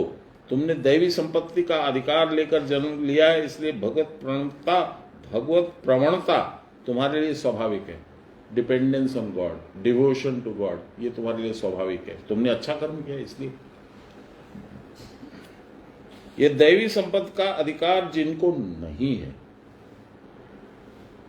वह साधन पथ में आना ही नहीं चाहते। अभी बोला ना, लाख में 1000, यदि आते भी हैं 1000 में 100, तो साधन पथ में अधिक दिन टिकते नहीं। अवश्य यह बात सुनकर बहुतेरे लोग भयभीत हो जाएंगे। अरे बाप रे, इतना साल लगता है, उसके बाद भी कुछ नहीं पता चलता है। साल नहीं, जन्म लगता है। लेकिन तुमको हताश होने की कोई जरूरत नहीं है। जिसको जन्म जन्मांतर के अर्जित साधनाभ्यास के संस्कार हैं, उसके लिए योग मार्ग उतना कठिन नहीं है। परंतु ये अधिकार लेकर न आने पर, if you are not blessed with this capability, इस जन्म के पुरुषार्थ के द्वारा यथेष्ट दैवी संपत्ति अर्जन किया जा सकता है। पुरुषार्थ, मेहनत करना पड़ेगा, लगना पड़ेगा। मन में यदि कुछ नेगेटिव सोच आया कि इसको ठीक कर देते हैं, इसे हम टाल देते हैं, 5 लाख रुपए फ्रॉड करके निकाल लेंगे इससे, तो उसको छोड़ना पड़ेगा, नहीं तो फिर फंस गए तुम।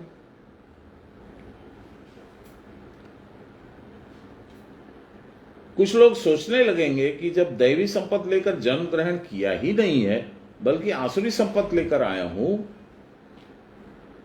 तो मेरा चित्त भगवतमुखी होगा कैसे? भगवान हमको अच्छे नहीं लगते।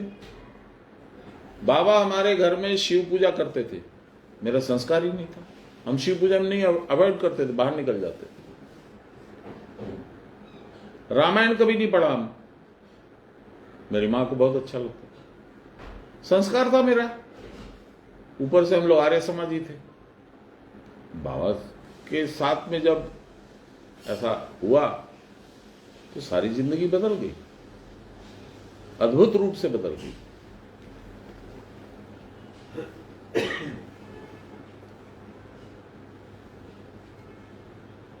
हो सकता है हमारे भीतर रजोभाव तमोभाव अधिक प्रबल हो, इससे बहुत परंतु सत्व भाव सामान्य होने पर भी कुछ अंश में निश्चय है। सत्व भाव कैसे आता है? ईड़ा में आप देखोगे, नाक के सामने उंगली लगा के रखोगे तो आपको पता चलेगा कि लेफ्ट नॉस्ट्रिल से ब्रीदिंग हो रहा है कि राइट नॉस्ट्रिल से। लेफ्ट माने ईड़ा, राइट माने पिंगला। पिंगला माने तामसिक गुण, ईड़ा माने राजसिक गुण। अब जब राजसिक गुण से तामसिक गुण में स्विच करता है ब्रीदिंग, तो for less than a fraction of A second वो सात्विक गुण में भी प्रवेश करता है, यानी सतोगुण में यानी सुषुम्ना में प्रवेश करता है। उसी समय कुछ भगवत भक्ति होता है।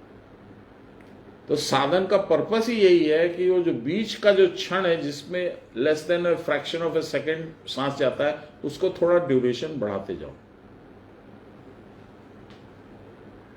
जब सतोगुण में रहने का अभ्यास लंबा टाइप का हो जाएगा तो रजोगुण तमोगुण अपने आप रिड्यूस हो जाएगा।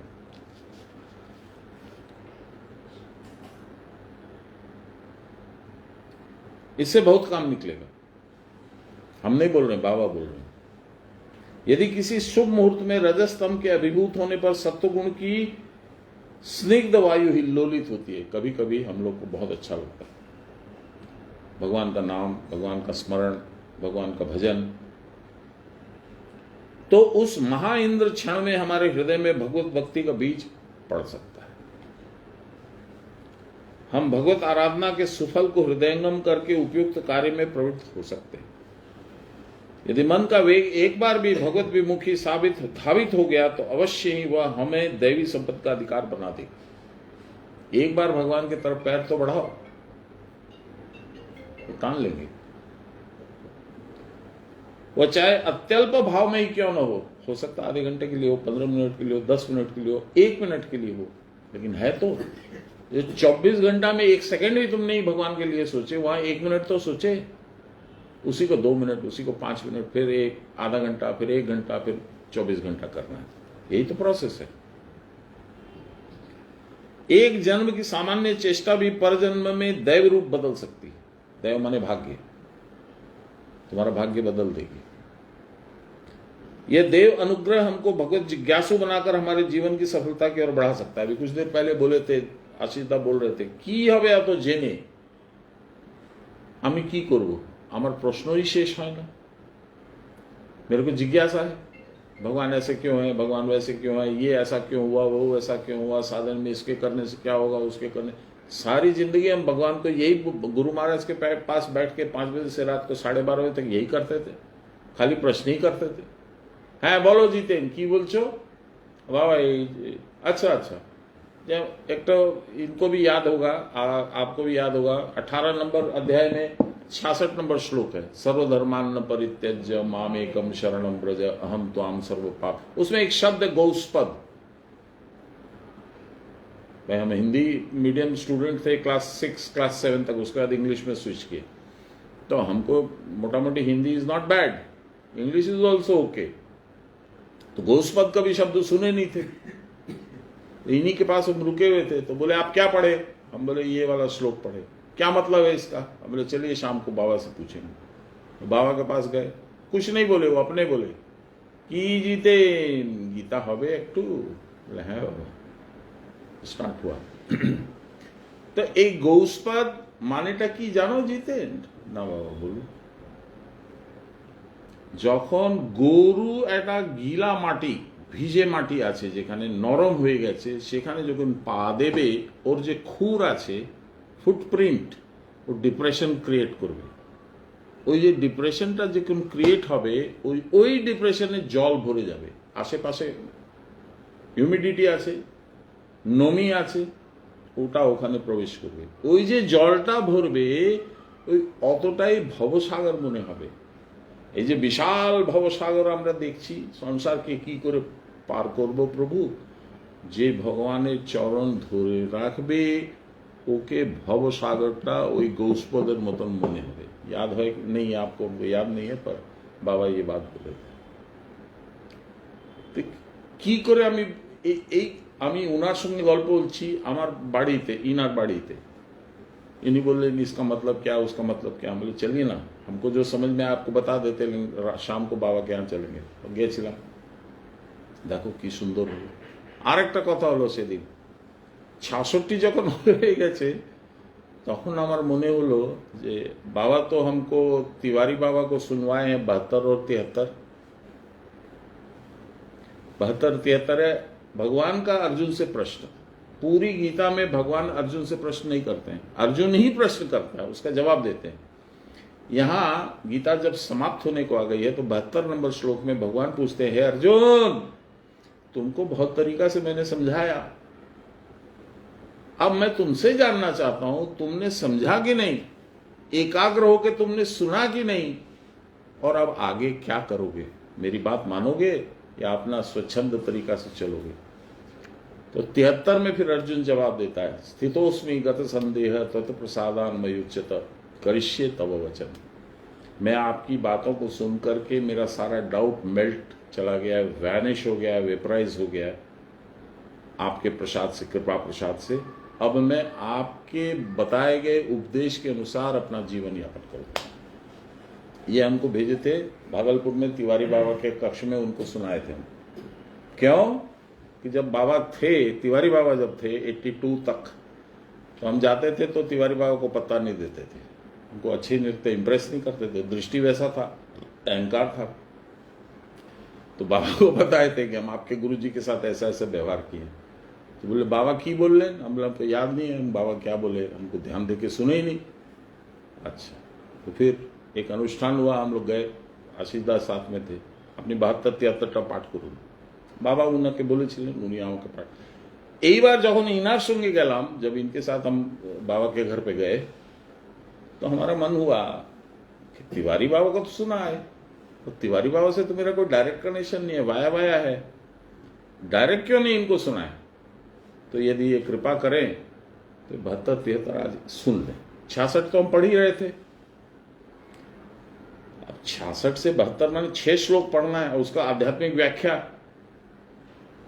ठीक है। 66 पढ़ गए और फिर हम रुक गए, तो वो आंख बंद करके सुन रहे थे, आंख खोले, क्यों लो पढ़ो पढ़ो। 67 पढ़े, 68 पढ़े, फिर हम रुके, करते करते करते करते 72 हो गया। तो अब हम बोले कि आज मेरा बात समझ गए। तो 72-73 दोनों जब हो गया तब हम दंडवत प्रणाम किए, मेरा इच्छा पूरा हो गया। गुरु कितना दयामय है, जब इच्छा पूरा हो गया तो हम दंडवत प्रणाम किए, मेरा आंख से आंसू आ गया। तो ये घबरा गए, क्या हुआ क्या हुआ क्या हुआ। बाबा बोले किच्छु है नहीं, वो और बिजनेस करबे ना, ऐसा होता है गुरु।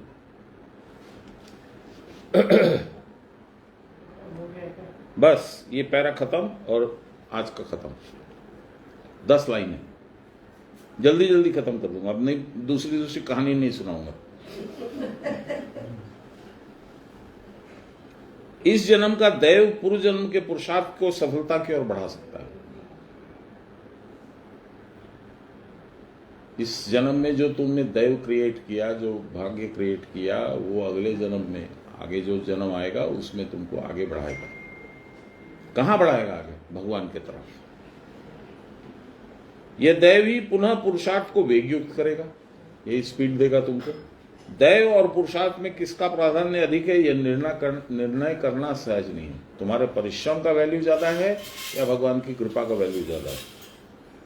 दैव बीज स्वरूप में है और पुरुषार्थ क्षेत्र स्थानीय है। क्षेत्र माने फील्ड माने जहां प्लाविंग होता है, you plough the field before planting the seed, और दैव उसका सीड है। क्षेत्र अच्छा न होने पर उत्कृष्ट बीज भी उत्तम फल नहीं देगा, परंतु दोनों के संयोग के बिना कुछ होगा भी नहीं। पुरुषार्थ प्रबल होने पर यदि दैव क्षीणबल भी हो तो हताश होने की आवश्यकता नहीं है, क्योंकि भगवान स्वयं पौरुष रूप में प्रत्येक मनुष्य के भीतर विराज रहे हैं। अतएव हमारे अदृष्ट में जो है वो तो होगा ही, यह सोचकर हमें अपने कर्म उद्यम और आत्मचेष्टा को शिथिल नहीं करना चाहिए। दूर हमार भाग्य नहीं गो, एगुलो हबे ना, ছেড়ে दी ना। भगवान बोलছে ना, ওটা করবে না।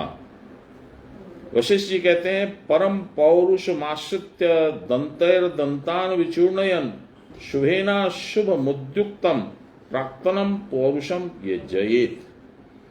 प्रबल पुरुषार्थ का अवलंबन करके दांत से दांत पीसकर इस जन्म के शुभ कर्म के द्वारा प्राक्तन अशुभ कर्म फल को जीतना चाहिए। श्री कृष्ण गोविंद हरे मुरारे, हे राम नारायण वासुदेव, श्री गुरु चैतन्य हे आत्मदेव, हे मात दुर्गे हर विश्वनाथ। सर्वे भवन्तु सुखिनः, सर्वे सन्तु निरामया, सर्वे भद्राणि पश्यन्तु, मा कश्चित् दुःखभाग् भवेत्। असतो मा सद्गमय, तमसो मा ज्योतिर्गमय, मृत्योर्मामृतं गमय। आविराविमहीधि रुद्रयत्ते दक्षिणां मुखं, तेन मां पाहि नित्यं। रुद्रयत्ते दक्षिणां मुखं, तेन मां पाहि नित्यं। बोलिए प्रेम से गुरु महाराज की जय, परम गुरुदेव की जय, परात्पर गुरुदेव की जय, परमेष्टि गुरुदेव की जय, आदि गुरुदेव की जय, गुरु माता की जय। हर हर महादेव।